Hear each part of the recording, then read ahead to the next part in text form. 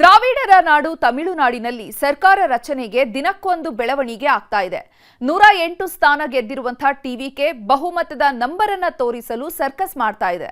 ಕಾಂಗ್ರೆಸ್ ಹಾಗೂ ಸಣ್ಣ ಪಕ್ಷಗಳು ಬೆಂಬಲ ನೀಡಿದ್ರೂ ಗವರ್ನರ್ ಮಾತ್ರ ವಿಜಯ್ಗೆ ಸರ್ಕಾರ ರಚನೆಗೆ ಗ್ರೀನ್ ಸಿಗ್ನಲ್ ಕೊಟ್ಟಿಲ್ಲ. ದ್ರಾವಿಡರ ನಾಡು ತಮಿಳುನಾಡಿನಲ್ಲಿ ಈಗ ವಿಜಯ ಪರ್ವ ಶುರುವಾಗುತ್ತಿದೆ. ಹೊಸ ರಾಜಕೀಯ ಪಕ್ಷ ಕಟ್ಟಿದ 8 ತಿಂಗಳಿಗೆ ರಾಜ್ಯದ ಅಧಿಕಾರದ ಚುಕ್ಕಾಣಿ ಹಿಡಿಯುತ್ತಿದ್ದಾರೆ ನಟ ವಿಜಯ್. ತಮಿಳುನಾಡಿನ ರಾಜಕೀಯದಲ್ಲಿ ಹಾಸುಹೊಕ್ಕಾಗಿರುವ ಸಿನಿಮಾದ ರಂಗು ಈಗ ಮತ್ತೊಮ್ಮೆ ಮೇಳೈಸಲಿದೆ. ಅಂಥದ್ದೊಂದು ಐತಿಹಾಸಿಕ ಕಾರ್ಯಕ್ರಮಕ್ಕೆ ಸಜ್ಜಾಗ್ತಿದೆ ಚೆನ್ನೈನ ಜವಾಹರ್ಲಾಲ್ ನೆಹರು ಮೈದಾನ. ತಮಿಳುನಾಡಿನ 22ನೇ ಸಿಎಂ ಆಗಿ ನಟ ವಿಜಯ್ ಪ್ರಮಾಣ ವಚನ ಸ್ವೀಕಾರ ಮಾಡಲಿದ್ದಾರೆ. ರಾಜ್ಯಪಾಲ ರಾಜೇಂದ್ರ ವಿಶ್ವನಾಥ್ ಅರ್ಲೇಕರ್ ಭೇಟಿಯಾದ ವಿಜಯ್ ಟಿವಿಕೆ ನೇತೃತ್ವದ ಸರ್ಕಾರ ರಚನೆಗೆ ಹಕ್ಕು ಮಂಡಿಸಿದ್ದಾರೆ. ಸರ್ಕಾರ ರಚನೆಗೆ ಅವಕಾಶ ನೀಡಿ ಪ್ರಮಾಣ ವಚನ ಬೋಧಿಸಲು ಆಹ್ವಾನ ನೀಡಿದ್ದಾರೆ. ಕಾಂಗ್ರೆಸ್ನ 5 ಶಾಸಕರ ಬೆಂಬಲ ಪತ್ರವನ್ನೂ ನೀಡಿರುವ ವಿಜಯ್ 2 ವಾರಗಳಲ್ಲಿ ಬಹುಮತ ಸಾಬೀತುಪಡಿಸುವುದಾಗಿ ರಾಜ್ಯಪಾಲರಿಗೆ ಬರೆದ ಪತ್ರದಲ್ಲಿ ಉಲ್ಲೇಖಿಸಿದ್ದಾರೆ. INDIA ಬಗ್ಗೆ ತಲೆಕೆಡಿಸಿಕೊಳ್ಳದೆ ಟಿವಿಕೆಗೆ ಜೈ. ಕಾಂಗ್ರೆಸ್ ಟಿವಿಕೆ ಮೈತ್ರಿ ಬಗ್ಗೆ ಕೂಟದಲ್ಲೇ ಅಪಸ್ವರ. ತಮಿಳುನಾಡಿನಲ್ಲಿ ಕಳೆದ 23 ವರ್ಷಗಳಿಂದಲೂ ಇದ್ದ ಡಿಎಂಕೆ ಜೊತೆಗಿನ ಮೈತ್ರಿ ತೊರೆದಿರುವ ಕಾಂಗ್ರೆಸ್ ಇದೀಗ ಟಿವಿಕೆಗೆ ಅಧಿಕೃತವಾಗಿ ಬೆಂಬಲ ಸೂಚಿಸಿದೆ. ರಾಹುಲ್ ಗಾಂಧಿ, ಮಲ್ಲಿಕಾರ್ಜುನ್ ಖರ್ಗೆ ಆದೇಶದಂತೆ ನಟ ವಿಜಯ್ ಭೇಟಿಯಾಗಿ ಬೆಂಬಲ ಪತ್ರ ನೀಡಿದ್ದಾರೆ. ಟಿವಿಕೆ ಸರ್ಕಾರದಲ್ಲಿ 2 ಸಚಿವ ಸ್ಥಾನಗಳಿಗೆ ಬೇಡಿಕೆ ಇಟ್ಟಿದ್ದು ವಿಜಯ್ ಒಪ್ಪಿಗೆ ಕೂಡ ಸೂಚಿಸಿದ್ದಾರೆ. ತಮಿಳುನಾಡಿನಲ್ಲಿ ಇಂಡಿಯಾ ಕೂಟ ಬಿಟ್ಟು ಟಿವಿಕೆ ಜೊತೆ ಹೋಗಿದ್ದಕ್ಕೆ ಬಿಜೆಪಿ ಸಹಜವಾಗೇ ಕಾಂಗ್ರೆಸ್ ಅನ್ನ ಟೀಕಿಸಿದೆ. ರಾಜ್ಯದಲ್ಲಿ ಡಿಸಿಎಂ ಡಿಕೆ ಶಿವಕುಮಾರ್ ಪಕ್ಷದ ನಿರ್ಧಾರವನ್ನ ಸಮರ್ಥಿಸಿಕೊಂಡಿದ್ದಾರೆ. ಆದರೆ ಕಾಂಗ್ರೆಸ್ನ ನಿಲುವನ್ನ ಪ್ರತಿಪಕ್ಷ ನಾಯಕ ಆರ್ ಅಶೋಕ್ ಕಟುವಾಗಿ ಟೀಕಿಸಿದ್ರು. ಬಿಜೆಪಿ ಅಲಯನ್ಸ್ ಜೊತೆ ದೂರ ಇಡಬೇಕು, ಸೆಕ್ಯುಲರ್ ಫೋರ್ಸಸ್ನೆಲ್ಲ ಒಟ್ಟಾಗಿಡಬೇಕು ಅನ್ನೋದು ನಮ್ಮ ಆಸೆ. ಟಿವಿಕೆ ಅವರು ಕೂಡ ಸೆಕ್ಯುಲರ್ ಫೋರ್ಸಸ್ಗೋಸ್ಕರ ಅವ್ರಿಗೆ DMK ಅವರು, ಅಣ್ಣಾ DMK ಅವರು, ಬಿಜೆಪಿ ಅವರು ಎಷ್ಟೇ ಒತ್ತಡ ಮಾತ್ರ ಅವ್ರ ಜೊತೆ ಅಲಯನ್ಸ್ ಮಾಡ್ಕೊಳ್ಳಿಲ್ಲ. ಕಾಂಗ್ರೆಸ್ ಪಾರ್ಟಿ ಅವರ ನಿಜ ಬಣ್ಣ ತಮಿಳುನಾಡಲ್ಲಿ ಬಯಲಾಗ್ತಾ ಇದೆ.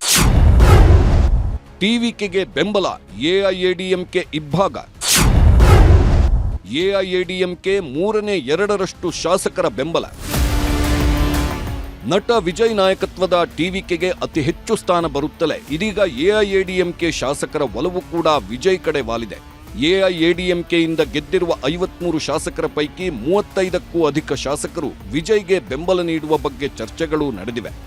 ಪಳನಿಸ್ವಾಮಿಯನ್ನ ಬಿಟ್ಟು ಸಭೆ ಮಾಡಿದ್ದಾರೆ ಶಾಸಕರು. ಇದೇ ವೇಳೆ ವಿಜಯ್ಗೆ ಬೆಂಬಲ ನೀಡುವ ವಿಚಾರದಲ್ಲೂ ಎಐಎಡಿಎಂಕೆಯಲ್ಲೇ ಬಿರುಕು ಮೂಡಿದೆ. ಪಳನಿಸ್ವಾಮಿ ನಾಯಕತ್ವವೇ ಡೋಲಾಯಮಾನವಾಗಿದೆ. ಎಐಎಡಿಎಂಕೆಯ 3/2 ಶಾಸಕರು ಒಟ್ಟಿಗೆ ಹೋದ್ರೆ ಕ್ರಮ ಸಾಧ್ಯವಿಲ್ಲ. ಶಾಸಕರ ಅನರ್ಹತೆ ಪ್ರಶ್ನೆಯೂ ಬರೋದಿಲ್ಲ. ಹಾಗಾಗಿ ವಿಜಯ್ ಪಕ್ಷ ಸೇರುವ ಬಗ್ಗೆಯೂ ಚಿಂತನೆಗಳು ನಡೆದಿವೆ. ಇನ್ನು ಎಡಪಕ್ಷಗಳ ಬೆಂಬಲವನ್ನು ಕೋರಿರುವ ವಿಜಯ್ ಎಲ್ಲರ ಬಹುಮತದೊಂದಿಗೆ ಸರ್ಕಾರ ರಚನೆ ಮಾಡುವ ಪ್ಲಾನ್ ಮಾಡಿಕೊಂಡಿದ್ದು ಕುತೂಹಲಕಾರಿ ಘಟ್ಟ ಮುಟ್ಟಿದೆ ತಮಿಳುನಾಡು ರಾಜಕೀಯ. MK ಸ್ಟಾಲಿನ್ ಭೇಟಿಯಾದ ರಜನಿಕಾಂತ್, ಕಷ್ಟದ ದಿನಗಳಲ್ಲಿ ಜೊತೆಗಿರುವ ಭರವಸೆ. ತಮಿಳುನಾಡು ರಾಜಕೀಯದಲ್ಲಿ ಮತ್ತೊಂದು ಮಹತ್ವದ ಬೆಳವಣಿಗೆ ನಡೆದಿದೆ. MK ಸ್ಟಾಲಿನ್ ಮನೆಗೆ ಭೇಟಿ ನೀಡಿರುವ ಸೂಪರ್ ಸ್ಟಾರ್ ರಜನಿಕಾಂತ್ ಕೆಲಕಾಲ ಚರ್ಚೆ ಮಾಡಿದ್ರು. ರಾಜಕೀಯದಲ್ಲಿ ಸೋಲು ಗೆಲುವು ಇದ್ದದ್ದೇ. ಗೆದ್ದಾಗ ಜೊತೆಗಿದ್ದೆ, ಸೋತಾಗಲೂ ಜೊತೆಗಿರುತ್ತೇನೆ. ಕಷ್ಟದ ದಿನಗಳಲ್ಲಿ ನಿಮ್ಮೊಟ್ಟಿಗಿರುತ್ತೇನೆ. ರಜನಿಕಾಂತ್. ನಾಳೆಯೇ ವಿಜಯ್ ಪ್ರಮಾಣ ವಚನ ಅನುಮಾನ. ರಾಜ್ಯಪಾಲರಿಂದ ಇನ್ನೂ ಸಿಗದ ಸ್ಪಷ್ಟ ಉತ್ತರ.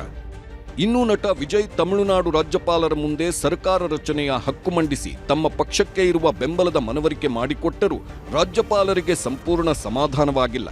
ಸಂಪೂರ್ಣ ಬಹುಮತ ಇಲ್ಲದ ಪಕ್ಷಕ್ಕೆ ಪ್ರಮಾಣ ವಚನ ಬೋಧಿಸುವ ಬಗ್ಗೆ ಕಾನೂನು ತಜ್ಞರ ಸಲಹೆ ಪಡೆಯಲು ತಮಿಳುನಾಡು ರಾಜ್ಯಪಾಲ ಅರ್ಲೇಕರ್ ನಿರ್ಧರಿಸಿದ್ದು ರಾತ್ರಿಯೊಳಗೆ ನಿರ್ಧಾರ ತಿಳಿಸುವುದಾಗಿ ಹೇಳಿ ಕಳಿಸಿದ್ದಾರಂತೆ. ಹೀಗಾಗಿ ನಾಳೆಯೇ ವಿಜಯ್ ಪ್ರಮಾಣ ವಚನ ಸ್ವೀಕರಿಸುತ್ತಾರಾ ಅಥವಾ ಈ ಕಾರ್ಯಕ್ರಮ ಮುಂದೂಡಿಕೆಯಾಗುತ್ತಾ ಎಂಬ ಕುತೂಹಲವಿದೆ. ದೇವರ ನಾಡಿಗೆ ಯಾರಾಗ್ತಾರೆ ದೊರೆ? ದಿಲ್ಲಿಯಲ್ಲಿ ಲೆಕ್ಕಾಚಾರ, ನಾಳೆ ಫೈನಲ್. ಕೇರಳ ಸರ್ಕಾರ ರಚನೆಗೆ ದೆಹಲಿಯಲ್ಲಿ ಸರ್ಕಸ್ ಮಾಡುತ್ತಿದೆ ಕಾಂಗ್ರೆಸ್. ಸಿಎಂ ಆಯ್ಕೆಯ ವೀಕ್ಷಕರಾಗಿ ಮುಕುಲ್ ವಾಸ್ನಿಕ್ ಹಾಗೂ ಅಜಯ್ ಮಕೇನ್ ನೇಮಕ ಮಾಡಿದೆ ಹೈಕಮಾಂಡ್. ದೆಹಲಿಯಲ್ಲಿ ಮಲ್ಲಿಕಾರ್ಜುನ್ ಖರ್ಗೆ ಭೇಟಿಯಾದ ಜೈರಾಮ್ ರಮೇಶ್ ಹಾಗೂ ಮುಕುಲ್ ವಾಸ್ನಿಕ್ ಸಿಎಂ ಆಯ್ಕೆ ಬಗ್ಗೆ ಚರ್ಚೆ ನಡೆಸಿದ್ದಾರೆ. ನಾಳೆ ಬೆಳಿಗ್ಗೆ 10:30ಕ್ಕೆ ತಿರುವನಂತಪುರಂನಲ್ಲಿ ಕಾಂಗ್ರೆಸ್ ಶಾಸಕಾಂಗ ಪಕ್ಷದ ಸಭೆ ನಡೆಯಲಿದ್ದು ಸಿಎಲ್ಪಿ ನಾಯಕನ ಆಯ್ಕೆಯಾಗಲಿದೆ. ಪಶ್ಚಿಮ ಬಂಗಾಳ ಸಿಎಂ ಆಯ್ಕೆಗೆ ಕಸರತ್ತು. ಮೇ 8ರಂದು ಆಯ್ಕೆ, ಮೇ 9ರಂದು ಪ್ರಮಾಣ.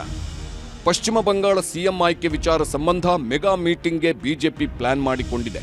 ಮೇ 8ರಂದು ಸಿಎಂ ಆಯ್ಕೆ ವೀಕ್ಷಕರಾದ ಅಮಿತ್ ಶಾ ಹಾಗೂ ಸಹ ವೀಕ್ಷಕರಾದ ಒಡಿಶಾ ಸಿಎಂ ಮೋಹನ್ ಮಾಂಝಿ ಬರಲಿದ್ದಾರೆ.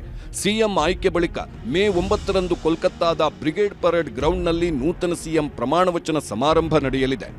ಇನ್ನೊಂದು ಕಡೆ ಅಸ್ಸಾಂನಲ್ಲೂ ಬಿಜೆಪಿ ಸರ್ಕಾರ ರಚನೆಗೆ ತಯಾರಿಗಳು ನಡೆದಿವೆ. ಜೆಪಿ ನಡ್ಡಾ ಹಾಗೂ ನಯಾಬ್ ಸಿಂಗ್ ಸೈನಿ ಅವರನ್ನ ಕೇಂದ್ರದ ವೀಕ್ಷಕರನ್ನಾಗಿ ನೇಮಿಸಲಾಗಿದೆ. Bureau report, news 18.